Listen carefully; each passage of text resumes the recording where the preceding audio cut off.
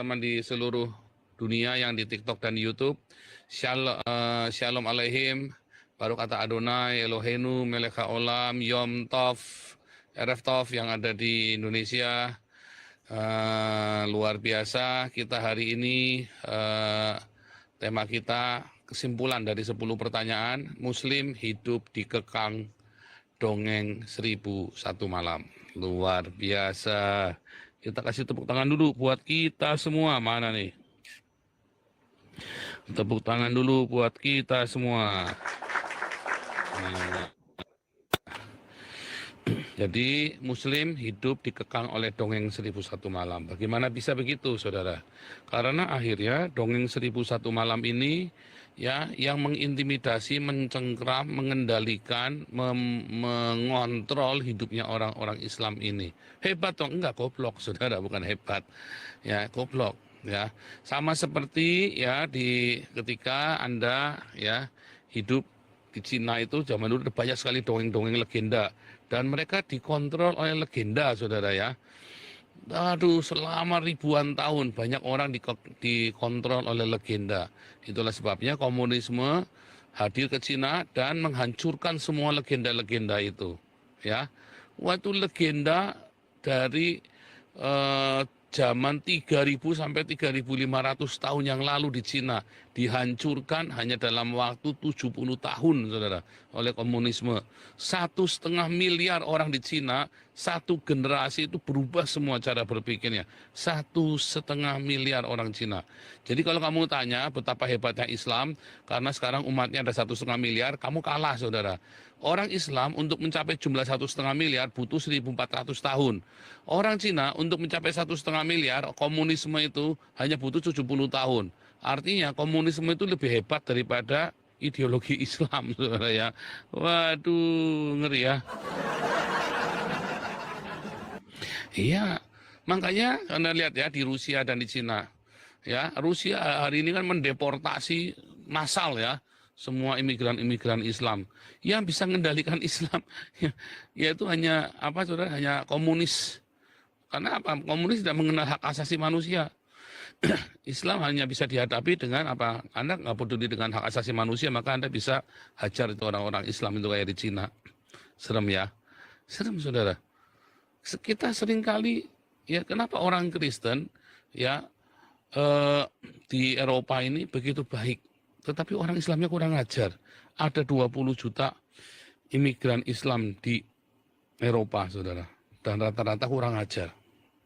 Ya, rata-rata kurang ajar. Bahkan ada satu partai di Belanda dulu pernah ditutup ya. Satu partai di Belanda ditutup karena terbukti korup. Seluruh partai ini terlibat di dalam korupsi, kolusi, nepotisme ya.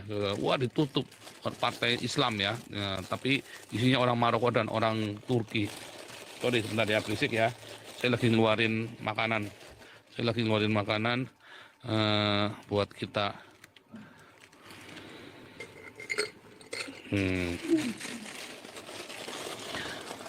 Makan butter cookies ya. Ini butter cookies ini ya.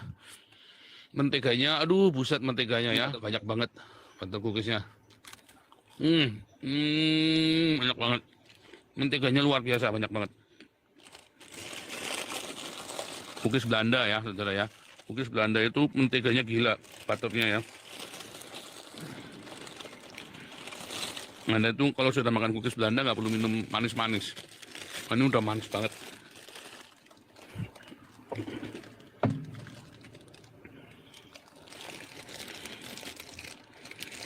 Tetap layar dulu guys, tolong tetap layar ya. Tetap ya.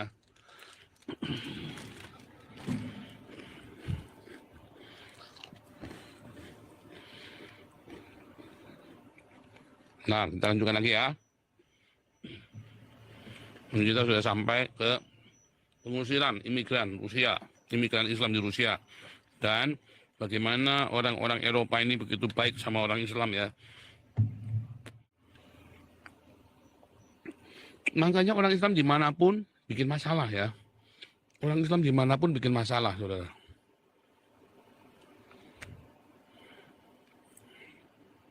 Kenapa nih nggak kelihatan ya? Bentar ya.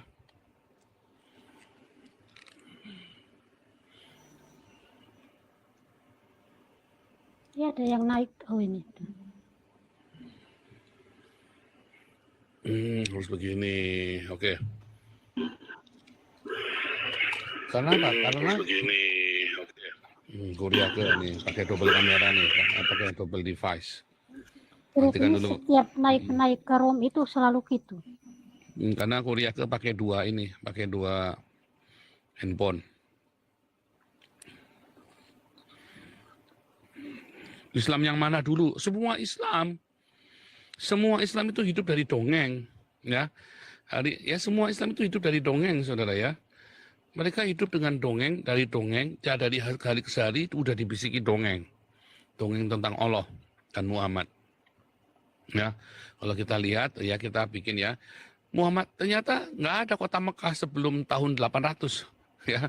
Nggak ada kota Mekah sebelum tahun 800, bahkan tahun 900-an, ya. Sebelum tahun 900, semua kiblat masjid di seluruh dunia itu ke Yerusalem, bukan ke Mekah. Nah, Islam sendiri, Masjid Al-Aqsa sendiri baru muncul tahun 700 lebih, saudara. Sementara Muhammad, kisah di dalam Isra Miraj mengklaim bahwa Muhammad sholat di Masjidil Al-Aqsa. Dan katanya Al-Quran itu yang nulis Muhammad. Lah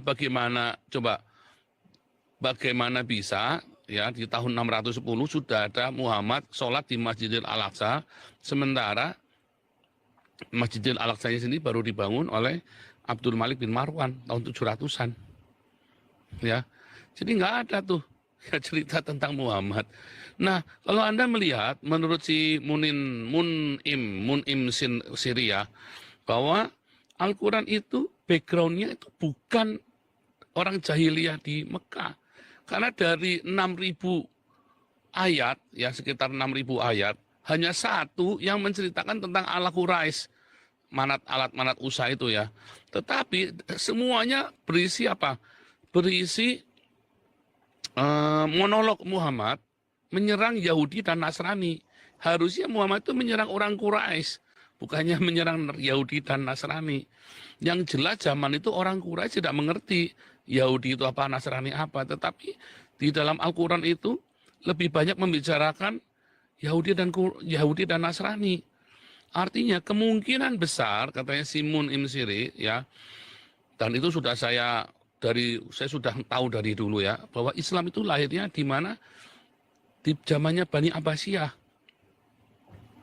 Sebuah kisah, ya ini kalau ini dari saya ya, sebuah kisah 1001 malam. Zamannya Alibaba, Sinbad, Aladin. Makanya ceritanya tentang jin di dalam gua semua. Mengapa kemudian Islam, Al-Quran itu dan Muhammad itu lebih tenar? Karena menyinggung agama Kristen dan agama Yahudi. Saat itu banyak orang ingin tahu. Ya, ya. Waduh, ini adalah Coffee Break Shop, silakan masuk. Katanya saya belum belajar Islam dengan baik. Kamu sini, kamu kalau pinter masuk sini. Kamu bisa menang debat lawan saya kasih 10 juta. Coffee Break Shop, ya. Oh, udah Saya saya masuk jambak nanti naik ya. Nanti saya jambak naik ya. Oh, silakan masuk Coffee Break Shop. Ya, saya doktor teologi Coffee Break Shop ya. Dan saya sekarang belajar di Haifa. Ya, jadi saya sudah lintas. Saya belajar Islam dari kecil, ya. Jadi kalau kamu bilang saya nggak ngerti, salah kamu ya. Saya seorang apologet bidang sejarah. Ya, jadi kalau kamu mau tanya, waduh, kamu harus ini masuk ini, boleh. Nanti kita asal ini ya. Silakan Coffee Break Shop. Mana yang salah dari pernyataan saya, yang mana Coffee Break Shop? Silakan, kita kasih waktu buat kamu 3 menit pertama ya. Silakan. Oke, Pak. Anda tadi bilang bahwa Islam itu berdasarkan dongeng ya? Ya. Nah, pengertian dongeng menurut Anda itu apa? Gimana? Fiksi, nggak pernah ada. Kisah tentang Muhammad, nggak pernah ada. Gimana nggak pernah ada? Kita jelas sejarahnya semua. Jangankan Nabi Muhammad, semua perkataan Nabi Muhammad kita ada silsilahnya. Beda dengan Injil. Injil justru dongeng. Karena tidak ada satupun yang asli dari kitab Injil itu. Gimana? Nggak apa-apa, selesaikan dulu 3 menit.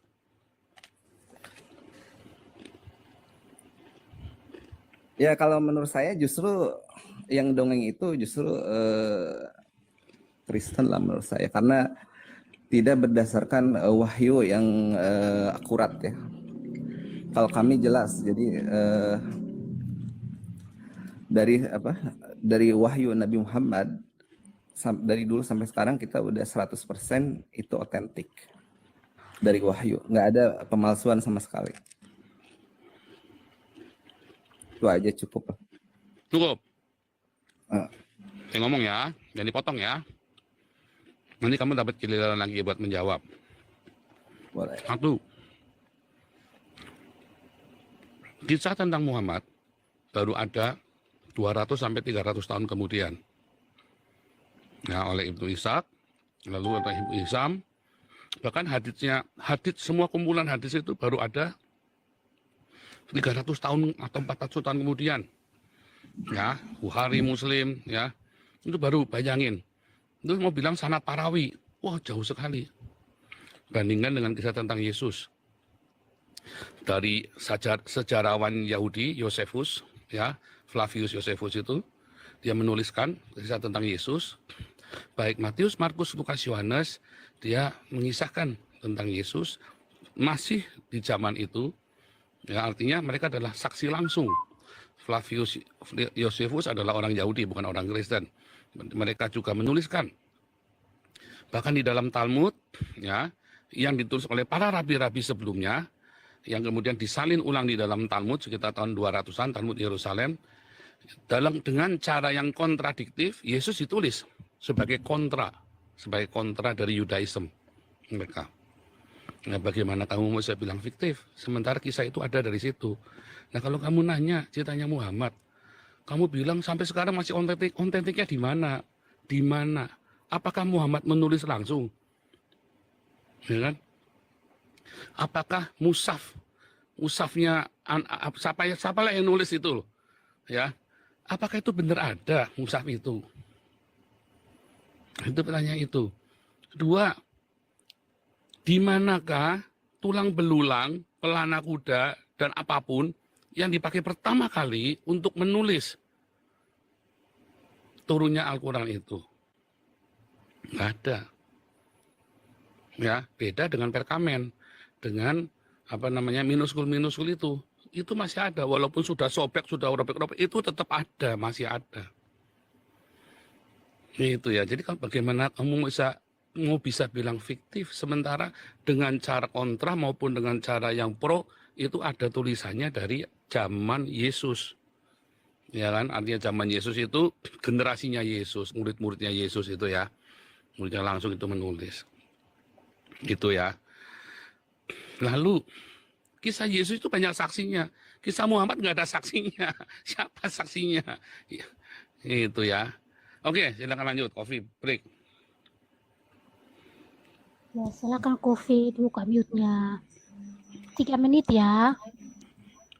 Oke ya, ini jelas ini Bang Nabi ini belum belajar Islam dengan baik ya menurut saya. Jauh sekali daripada pemahaman Islam yang sebenarnya ya.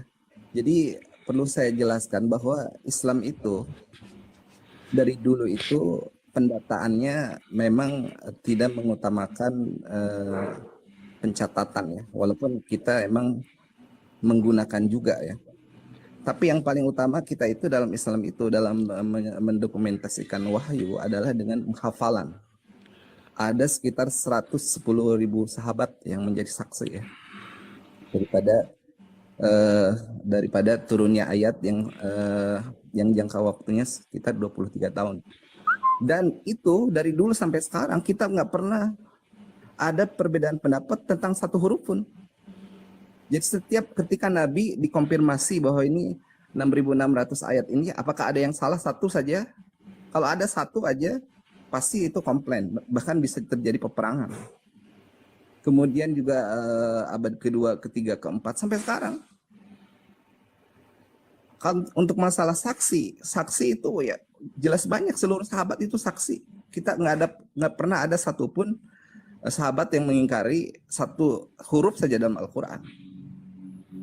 Itu jelas, coba pelajari sejarah Islam ya.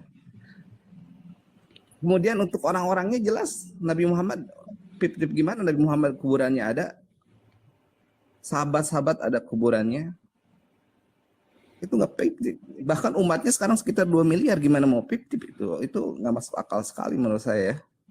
Kemudian yang kedua itu untuk Kristen, justru Kristen menurut saya, oke lah Quran. Kalau untuk hadis, memang hadis itu kita memang pencatatannya itu agak telat, sekitar abad ke-200. Emang itu sengaja, kenapa kita menjaga keontentikan Al-Quran supaya tidak bercampur aduk antara Al-Quran dan Sunnah. Emang itu sengaja, tetapi hafalannya kita terjaga.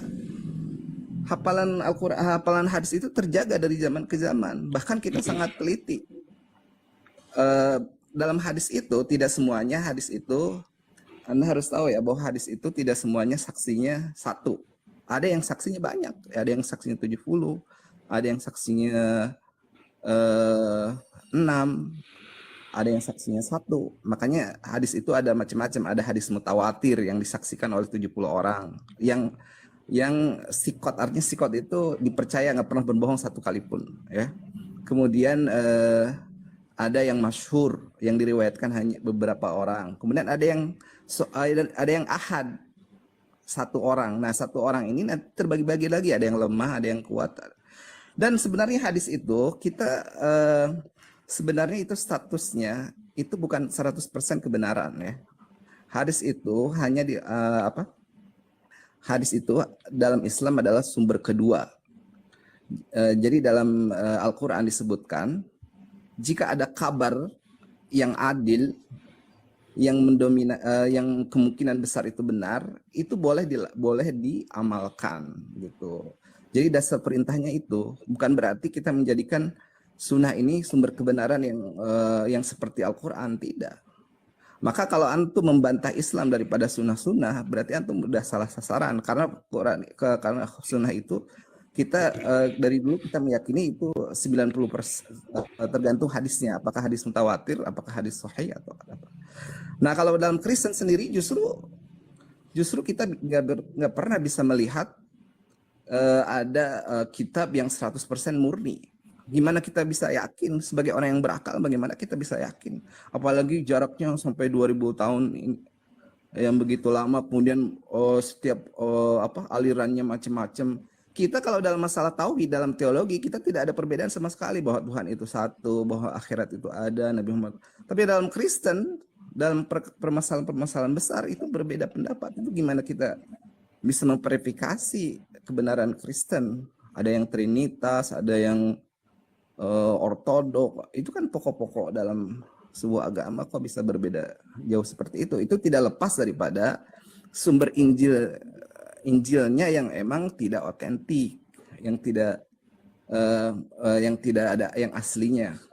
Belum lagi penafsirannya. Kita itu Al-Quran itu tidak setiap orang boleh menafsirkan. Jadi harus ada riwayat bagaimana ayat ini tafsirnya menurut para sahabat, ya, murid-muridnya Nabi Muhammad. Jadi harus ada jelas tafsirnya. Kalau Kristen siapa aja boleh menafsirkan, saya lihat. Walaupun ada, ya gitu akhirnya perpecahannya terlalu banyak, dan itu bagi kami itu ya, saya sebagai subjektif orang Islam yang mungkin Anda anggap subjektif, bagi kami itu susah Ya, udah cukup ya. meyakini Kristen itu. Udah, ini udah 5 menit nih. Ya, jadi begini. Oke, siap. Ya, kalau kamu tadi berkata bahwa semua itu sudah kebiasaan dengan hafalan, ya. Kamu tahu nggak, pernah dengar nggak bahwa si Utsman itu dibunuh gara-gara pegang mushafnya, dan semua orang punya mushaf. Dan ada katanya sepertiga penghafal Al-Quran itu sudah mati. Entah berapa jumlahnya sepertiga, kalau kau bilang 110.000, mah bohong bener ya. 110.000 itu bohong bener. Karena apa? Bohongnya. Apakah penghafal sebanyak itu? Lawang yang nulis saja semua pada mati. Yang penghafalnya sudah pada mati. Bahkan yang katanya sudah ditulis di dalam catatan pelana segala macam, ada pelananya nggak ada, tulang belulungnya udah nggak ada. Ya kan? Dan mushafnya Utsman mana yang asli?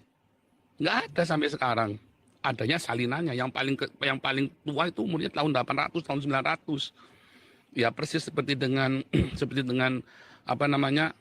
hipotesa saya bahwa itu memang munculnya di zaman Abbasiyah Islam itu, ya. Dan tidak ada salinan Al-Quran yang tua, nggak ada. Terus kalau kamu bilang dari mulut ke mulut, ya dari mulut ke mulut, sudah berapa kali direvisi sampai dengan hari ini saja yang sekarang Anda hafalkan di Indonesia ya versi Kairo.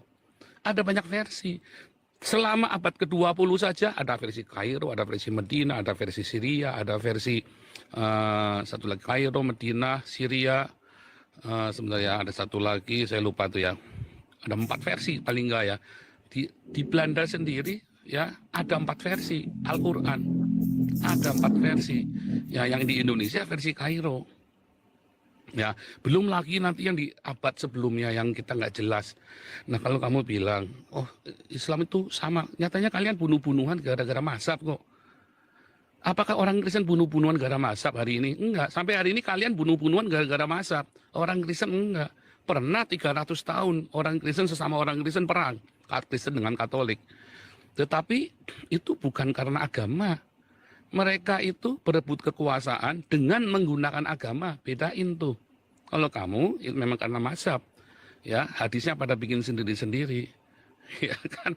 Nah, kalau kamu mau tanya lagi, apakah ada saksinya Muhammad menerima wahyu dari Jibril? Nggak ada satupun. Nggak ada satupun wahyu dari Jibril yang disaksikan oleh orang lain selain Muhammad. Karena apa yang dialami Muhammad ini adalah sebuah pengalaman skizofrenia, delusi akut. Nggak ada. Kalau kamu lihat Musa disaksikan 2 juta. Musa menerima wahyu, Torah itu disaksikan 2 juta orang Israel. Ketika Yesus pengurapan Yesus pertama kali Yesus mengajar disaksikan oleh Yohanes Pembaptis yang dia adalah seorang nabi dan diakui oleh seluruh orang Israel sebagai nabi dan bahkan disaksikan oleh imam yang ada di Bait Allah yang namanya Simeon dan seorang nabi juga bernama Hana. Jadi ada banyak saksinya. Nah, sedangkan Muhammad nggak ada saksi. Ya, Waraka pun yang katanya mengakui kenabian Muhammad sampai matinya nggak mau jadi Islam. Lalu kamu mau dasarnya apa? Kalau kisah itu memang ada Muhammad itu, saksinya siapa? Tapi pada kenyataannya nggak ada. Kisah tentang Muhammad itu baru muncul abad ke-8. Baru abad ke-9 ada cerita tuh si Ibnu Hisam. Sebelumnya nggak pernah ada. Kalau kamu bilang itu kuburannya di dalamnya itu bisa saja kuburannya budak dari Ethiopia. Ya kita nggak tahu kan, nggak ada yang pernah tes DNA kan. Nggak ada yang pernah tes DNA. Satu pun sampai dengan hari ini bahwa katanya ada Ustadz Dery itu bahwa sampai nangis-nangis cium-cium ya. Rambutnya Muhammad itu ya sampai nangis-nangis Bombay itu ya. Pernah nggak dites DNA itu rambutnya itu? Apakah sama dengan DNA-nya si Habib Rizik? Yang katanya keturunannya Muhammad. Nggak ada yang pernah. Artinya memang semua itu fiktif semua. Ya, bagaimana dengan Kristen? Kristen jelas kan sudah saya bilang dari tadi, dari awal teksnya itu jelas. Maaf, Bahkan minus minut ya. tadi dulu nggak boleh potong. Ya kalau saya ngomong nggak boleh Saya potong. Nggak boleh dipotong. Jangan dipotong dulu, Kofi, diam dulu, diam dulu. Saya Jangan mau sholat dipotong. Iya, diam dulu. Habis Iya, ini sholat nanti, dulu. habis Ya, ini. mau sholat bagi nanya. Intinya dari zamannya Yesus itu sudah sudah dicatat oleh para rasul, kemudian ditulis oleh para rasul, ya di zamannya para rasul itu saksi langsung dari kisah Yesus. Jadi kalau Anda bilang itu fiktif, ya mungkin otak Anda yang kurang pas itu. Lebih fiktif mana yang jelas sudah ada rekornya dengan yang katanya cuma dari mulut ke mulut. Ya, sundel bolong itu juga cerita dari mulut ke mulut. Apa ada kisahnya dari mulut ke mulut? Apakah sundel bolong itu ada? Apakah cerita sundel bolong itu benar-benar ada? Itu dari mulut ke mulut itu loh. Apakah cerita Nyi Roro Kidul itu ada? Itu dari ke mulut itu. Ya, apakah ada cerita Nyi Roro Kidul? Nggak ada. Ya nggak ada saksinya. Ya, artinya apa? Ya mohon maaf saudara ya. Nggak ada yang bisa, nggak akan yang bisa. Saya kasih. Kalau perlu saya gandakan. Ya, hadiahnya bukan 100 juta, saya gandakan. Ya, 200 juta kalau kamu bisa buktikan kalau Muhammad itu bukan fiktif.